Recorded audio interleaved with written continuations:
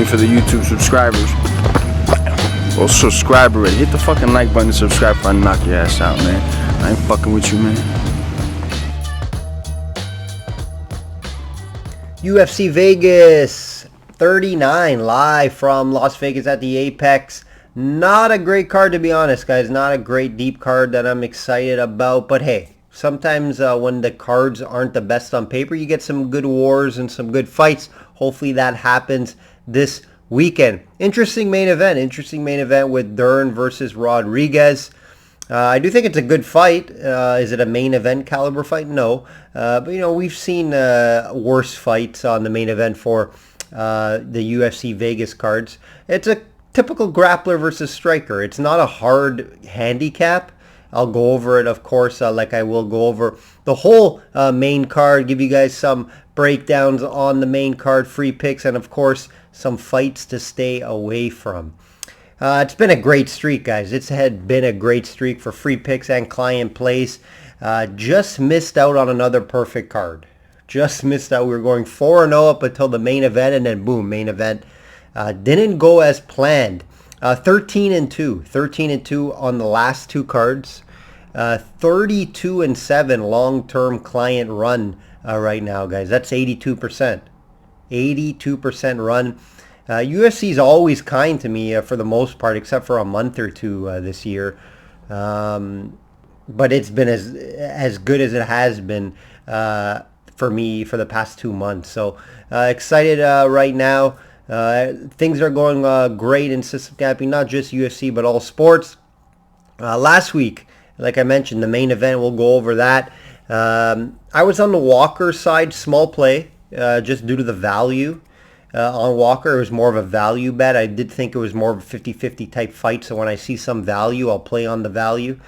And I didn't see Walker coming out and be hesitant and fight that style for points. He was trying to play winning for points. I get it. You don't want to land. You don't want to get hit by Santos' big power, but I think Walker is best when he's in there using as his athleticism and being somewhat wild. Not wild like he was when he first came in. He got caught, he got knocked out, or he gets dropped because of his wildness. I'm saying using his size and athleticism. And I do think John Kavanagh and that Irish team took it away from him. He was playing as a point fighter, which I didn't agree with. I didn't think it was the right game plan. I think he has to go in there and try to use athleticism, get in there, try to look for the knockout in the big shot instead of just trying to play points. And you can see it didn't work out for him. You know, could it work out in the long term? Sure. This was his first time trying it, and it's tough against a veteran in Santos. I get it. I just don't think it's a great game plan for a Walker type fighter. Let's get into the weekly update. The rest of that card was perfect, guys. So that's why I said 13-2. Run going 4-0. I was on the also the fight not to go the distance. I was on the fight to not go the distance there in a parlay, and I did not see that fight going all 5 rounds with two big power guys like that. That was definitely shocking, and it's gonna happen. Those type of it's UFC at the end of the day. You're gonna have some things that you just don't see happening, and that was one of them. And when you're on a crazy run like this, these are definitely going to come up. Let's go to the weekly update, guys. I already went over the UFC portion of the weekly update. Let's start with the PGA. PGA, yes, long-term run continues, guys. PGA has been spectacular, to say the least. Another outright winner last week. Yes, another outright winner. I can't even believe it, guys. I'm not going to lie. Sam Burns plus 1,800. Now, when you're betting outrights, you got to get some luck. I have luck on my side. I've always known to have some luck. I obviously know who to bet on, and I know who has chance to win outrights, and I know who to take top 10. I know who to win taking matchups. But you have to get lucky in the outright market. Okay, you have to get lucky when you're betting outrights, and I've been getting some. They're smart bets, but I'm also getting some luck on my side because I have 4 outrights in the last 7 events. And technically, if you want to say it's 4 outrights in the last 6, because Ryder Cup, there's really no outright. So It's been unreal, guys. It's been unreal. Another outright last week, like I mentioned, Sam Burns plus 1,800. We had a best bet winner at T20 for Burns as well. So it's been great. 69% long-term run, almost 2 years, guys. 69% in the best bet market, 67% matchup run. We're over 63 units in the prop market. So yeah, like I tell my clients in my emails that I send out to everybody all the time, expect some regression in the outright market. In the outright market, you can go a month or two without hitting anything. But then when you have runs like this, it makes up for plus some. So it's been very kind, the PGA to me as of late, and pretty much for the past 2 years since I've been documenting it. I had a couple down months in the PGA, but it's been great. Like I mentioned, the plus 63 units in the prop market alone, and then the outright market has been very kind as well. NFL continues to be up and down, but still profitable so far to start the season. Ended the week with a nice Chargers win, and if you're watching the videos, hopefully you are 4-0 in the underdog free play segment. I gave you guys the Chargers free play as well, Dallas as well. So hopefully you're tuning in there. Last week the game that got me is the Saints. I had them on a teaser. It was a big play teaser, and they lost for me. They had an 11-point lead in the fourth quarter, guys. An 11-point lead in the fourth quarter, and they blew it. So there's only been one game each week that I lost that's been impactful, and they have been upset. So hopefully that doesn't continue for the rest of the season. NHL's around the corner. NBA's around the corner. I've been involved in both of those sports. NHL has been really good to me, 64-34 in the last handful of bets, almost 100 bets there, and we had a 65% winning season. Let's get right into it, but before, let's hear from my friend Meredith. Guys, Meredith Gorman here, and are you still not subscribed to Matt's channel? Well, if you're not, hit the subscribe button because he's giving out free picks each and every week. Hope you have a good rest of your day. All right, guys. Also, check out systemsportscapping.com to become a client today. Receive all my personal plays, different options on packages. Join the large growing client list. Get my personal plays, games I bet on. Client list continues to grow. I thank everyone. Thank for my new clients that jump aboard, my continuous clients, my yearly clients. And for you guys that just watch the videos, try to pick out free plays as well. You're going to be very profitable as well. So no matter, obviously, if you're deciding on the client path, you're going to be more profitable. You're going to get more structured betting. I'm going to tell you how to bet it, when to bet it. I jump on lines earlier and everything. But if not, enjoy the free picks and the videos. Let's get right into it, guys. Let's get right into it. Remember, have the multiple books. Shop around for the best price. This is not the greatest card. The prices aren't great. The fights aren't that great. But like I said, it's on paper. They're not great. They could turn out to be a good card. Remember, my personal plays come out Friday after the weigh-ins. Nothing I love on this card as of yet. There won't be a best bet sent out this week, but there will be a betting card like usual. Let's get right into it. Let's see if we can continue this run. Let's get right into it, and we're starting with the main event, the Brazilians. Dern, minus 170 versus Rodriguez, plus 145. Like I mentioned, classic grappler versus striker matchup here, and that's what the storyline will be here, guys. Rodriguez is one of the better strikers in women's MMA, period. However, she has been known to get taken down and out-grappled, which is why Dern's favorite here, right? Back-to-back main events where it's Brazilian versus Brazilian. Quick note there, which is interesting. Dern has improved on her striking, right? Dern. That's why I think that she's on a nice run. That's why I think it's at minus 170, but it's mainly the big grappling advantage here, guys. That's what it is. But she's been improving on her striking. But I do think Rodriguez obviously has the advantage on the feet, and it's pretty big advantage on the feet. So then it's no secret Dern will want to bring this down to the ground. Maria trained probably 90 to 95% of her camp on takedown defense and her grappling to get ready for this one. The value is definitely with Maria, right? Plus 145 on a great fighter who's only lost one fight, who has the striking advantage, clearly. However, could be taken down and out-grappled. Right? So it's not a great fight to bet because you're just betting. Here's what your bet is. Let's hope Rodriguez doesn't get taken down.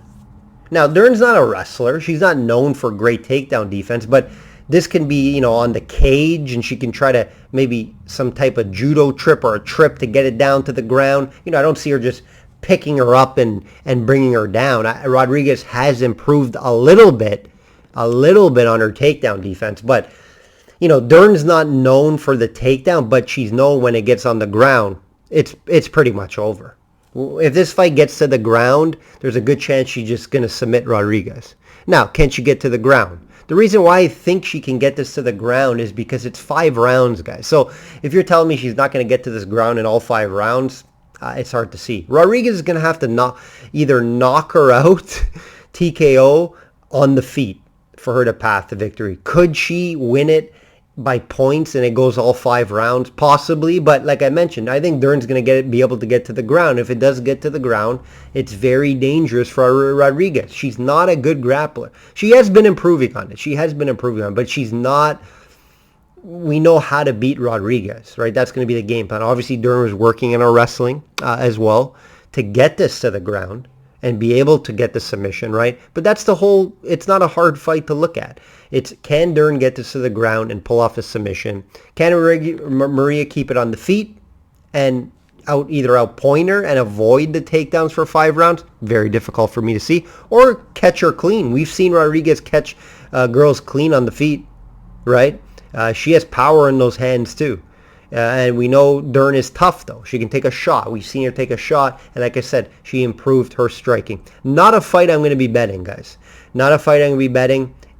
The value is obviously with Rodriguez, but then you're hoping she doesn't get taken down. And that's very hard for me to hope, right? I can't be watching a fight and just say, oh, she can't be taken down for me to win this fight. I don't like doing that. I don't really like betting fights when they're like this in a women's type of fight.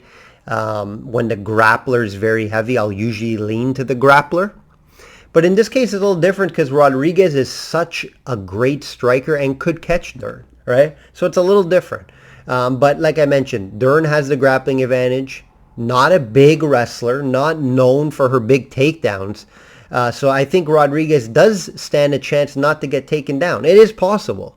But I'm not going to pay the price on Dern at minus 170. If anything, I would look Rodriguez's way, but it would be a very small unit play just because it's value at plus 145. But you just got to hope she's not getting taken down in this fight. I can see this fight going a few different rounds, over 2.5. Is it going to go all 5? I say no. That's probably my favorite play in this fight, for this fight not to go all 5. Because I think Dern's path to victory is only by submission or like a TKO ground and pound type style win. And Rodriguez could win by points, but then like I said, that means she avoided all those takedowns through 5 rounds. Right? And like I mentioned, Rodriguez could finish it on the feet. So yeah, I don't think this fight's going to go all 5. I'm going to pay the price for that, like minus 200. But like I mentioned, you can put that in a 2-fight parlay. It's not a bad play at all. But aside, I don't like anything, guys. The values with Rodriguez, like I mentioned, at plus 145 is just, I don't know if I can get there. I haven't got there as yet. Is it going to make my card on the side? Most likely not. I'll watch it. Definitely be watching it, of course, like I watch all fights, and definitely enjoy the battle of the Brazilians. Grappler versus striker. Can Dern get it to the ground and find the submission? I think she could, but I'm not going to bet it. Randy Brown, minus 230 versus Gooden, plus 190. The rude boy Randy Brown is back after a recent victory over Cowboy Oliveira, who we just seen in the ring. Look a little better, but ended up losing the fight to Nico Price. Brown has fought the much better competition in his career. has seemed to get better as of late. He's been showing some improvements on his striking, his jab. Brown has been in there with a much better competition. Good in only 3 fights, right? So Brown has been there with Luque, Bilal Muhammad, Nico Price. Nice wins over Barberena and Alves. Gooden will have the size advantage, but don't let that fool you. He'll come in looking big chest, big arms. Brown more of a leaner, skinnier guy. But sometimes that's better, especially if this fight's going to be on the feet. Brown should have a striking advantage here. Should be able to use his jab as well. And if it does get to the ground, maybe Gooden will try to get to the ground, but I think Brown could work good off his back. I think his grappling credentials are pretty solid. He does have some submission capabilities as well. So, yeah, I don't look at this price and say, oh, Brown minus 230, I'm excited for it. Definitely not. I can see it as a 2-fight parlay piece for sure. Minus 230 is not outrageous for a 2-fight parlay piece. It's just, is this price warranted? I think it should be closer, maybe 190, 180. So I do think it's a little high. Maybe shop around, see if you can get a better price. But I do think Brown gets the victory. I think he's pretty much better everywhere. Good, and he's 1-2 in the UFC, and his one win is over a guy that's 0-2 in the UFC. So I don't see much from Gooden besides he's the bigger and stronger guy. That's all I can really say. I think Brown's better everywhere. Next fight, interesting one. Elliott plus 160 versus Nikolai minus 190. Hard not to look at the Brazilian here, and Nikolai, guys. Impressive 16-2 record, even though it's limited in the UFC. Do think he's more of an up-and-coming fighter, but a hot prospect. Elliott, not the cleanest record, 17-11, but he's been in there with the best. Elliott has always showed up, showed he could take punishment, can wrestle, chain wrestle. I do think Nikolai has a skill advantage pretty much everywhere else, maybe minus the wrestling. Impressive win for Nikolai in his debut versus Cap. Miguel Cap is very highly talked about and rated. He had a nice win in the last fight out. I haven't seen a ton of Nikolai. I did watch some tape on him. I obviously watched that Cap fight. It could have gone either way, to be honest. It wasn't a clear win, but he did get the split decision win. I think Nikolai could be dangerous on his back as well if it does get to the ground. He can wrestle. I do think he's fairly well-rounded. If you look at Ryan Benoit, yes, he is on a 2-fight winning streak, but Elliott beat Benoit, who's out of the UFC, he was cut, and then Jordan Espinoza, he's just decent. He's just not really great anywhere or highly ranked. So I think if Elliott's fighting guys that are lower level, he can get wins. But when he fights top-level guys or upcomers like I think Nikolai, I think he'll struggle. I think Nikolai will be able to find a path to victory here. Again, like I mentioned at the top of the card, minus 190. I can't straight bet minus 190, so you got to get creative. So I lean more to decision for Nikolai. Again, 2-fight parlay piece is an option. But yeah, I think he should find a way to get the victory here. I do expect this guy to be a player in this division. Mazo minus 170 versus Agapova plus 145.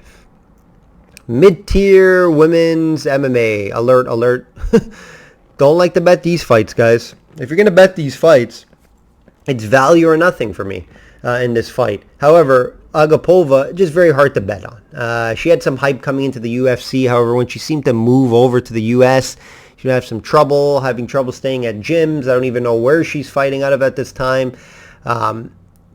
She's just hard to predict, as you can see. Like she was going into fights as a huge favorite. She was winning them, and then boom, she lost to Shauna Dobson.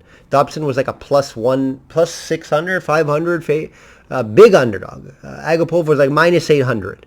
Obviously, I didn't bet that fight, but what I'm trying to say is she's very unpredictable. A lot of stories and stuff coming about Agapova as well. If you look at the skill set, they are similar. They both like to stand, bang, kickboxing style. Mazo has a volume. She's more of a volume striker, as you can see on the graphic here. She would win this fight by decision on volume. However, is Agapova going to decide to make it ugly, try to grapple and make it ugly instead of just trying to play a kickboxing style fight where I think Maza would win that fight due to the volume. Agapova has a chance to win this fight, definitely, but it would have to be making it ugly, maybe trying to get it to the ground as well. Maza cannot wrestle or grapple. Agapova not really known for it as well. However, she does average just over a takedown per fight. So, if Agapova can get this to the ground, she could win this fight. So, like I mentioned, it's value or nothing on a mid-tier women's UFC fight, especially in this case here, where it's two young girls going at it. Anything can happen. Like I mentioned, Agapova took some time off after that Dobson loss. She could come back stronger than ever. She can come out just being and looking like a disaster and overhyped. That could happen as well. Stay away from this one. If you're going to bet it, it's value or nothing. Card to open up the main event. Is this a wrestling matchup? I would love to see these two just wrestle. Hawes minus 310 versus Win plus 250. Two good wrestlers, right? Are they going to wrestle? Probably not. When two big-time wrestlers or two big-time grapplers, it usually ends up staying on the feet. However, Hawes has that power on the feet. I don't know if Win's a terrible striker. I don't know if Win's going to want to stand with Hawes. So if Win tries to wrestle, I guess I would say he has somewhat of advantage in the wrestling department, Win, but Hawes is a good wrestler. I don't think he can stay. I don't think Win could just keep him down there. So jab should come into play here for Hawes. 7.5 reach here, guys. Right? Win's a small guy. He's 5'6", no reach. Hawes has that 7.5 reach advantage here. If he just use that jab, try to use that power shot, if he should be good enough to avoid the wrestling. But Win's only path is to try and wrestle. Right? He's not going to knock him out on the feet. He's not going to outstrike Hawes. The only path for Win to victory, this is not a for sure Hawes bet. This is not a best bet Hawes or Hawes is going to win this fight for sure. Win could out-wrestle him. It is possible. Hawes does gas throughout the fight, but Win does as well, right? So it's not like Win has the cardio advantage here, even though Hawes doesn't have great cardio. Hard for me to say anything but Hawes in this fight. The price is unbettable, minus 310. It's even unbettable in a part you could put in a 2-fight parlay, but you're not getting great value out of it. And if your other piece is lower in the minus 100s, then sure, but you're not going to get a good price. And paying minus money for 2-fight parlays aren't suggested unless you're really confident on it. Price is ugly. I lean Hawes to win this fight, but I would actually like to see this being grappling wrestling style, see what happens between two good wrestlers. But I think just Hawes has the clear advantage on the feet. So you should be able to keep it on the feet and get Win out of there. Hard to call an outcome here. I usually like to find outcomes in fights when the price is high, and it's tough. It is tough. I would lean Hawes to get the finish here. And not to go all 3 rounds. Just both guys' cardio isn't great. So I would look that way. But yeah, I'm not going to bet this fight. But yeah, I do think Hawes gets it done. That will do it, guys. That will do it for UFC Vegas 39. Not the best card from a betting standpoint as of right now, or from a depth standpoint. But like I said, they could creep up on us, and it could be a great card. Like I always say, guys, bet smart and know your limits. Take care.